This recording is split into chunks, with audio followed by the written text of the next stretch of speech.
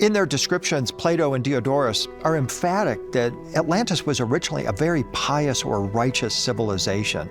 The emphasis was on their connection with the gods, that the Atlanteans themselves were considered to be hybrid beings. They were part human, part divine. They were demigods, and they had been warned, especially by Zeus, that as long as they adhered to their spiritual beliefs and maintained their piousness and righteousness, that everything was going to be fine with Atlantis. But of course, as Plato tells the story, they wavered from that, and Atlantis then begins this long decline into darkness that culminates with the total destruction of their civilization in a single day and a single night. Tales of Atlantis were prevalent in ancient Greece. But as with any civilization that is destroyed by cataclysm, the evidence to prove the exact location has been much harder to find. Plato tells us that the main island was closer to the actual opposite continent that he refers to, which I would take to be the Americas. And all the indications are that it was some distance out.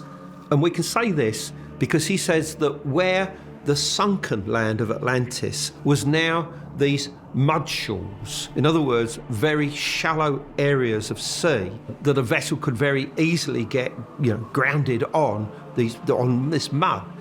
Now, various other ancient writers contemporary to Plato also talk about these mud shoals.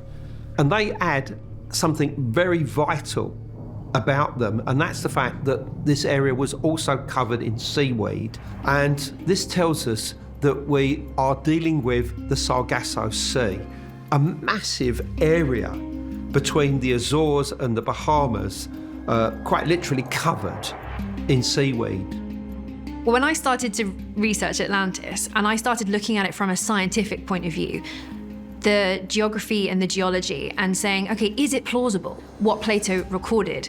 And when you look especially into the mid-Atlantic and all of the geology and everything that's going on there, it is actually plausible. It's not impossible. It was claimed in like the 1960s, they sort of did a scan of the ocean floor and they said, no, there's no lost continent there. And so people kind of took that and went, okay, and they started looking for Atlantis in other places, which then made the whole Atlantis search kind of a joke, because you could go, oh, maybe it was here, maybe it was in Australia, maybe it was in Antarctica.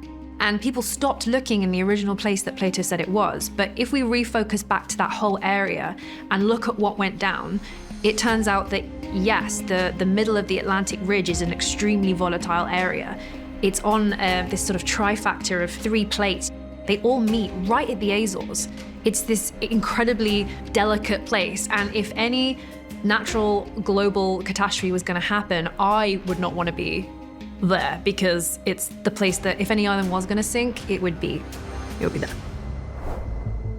In 1882, American congressman and writer Ignatius L. Donnelly published the book Atlantis, the Antediluvian World, in which he presented evidence to show that a sophisticated civilization known as Atlantis had once existed and was destroyed from the same event in the Bible known as the Great Flood.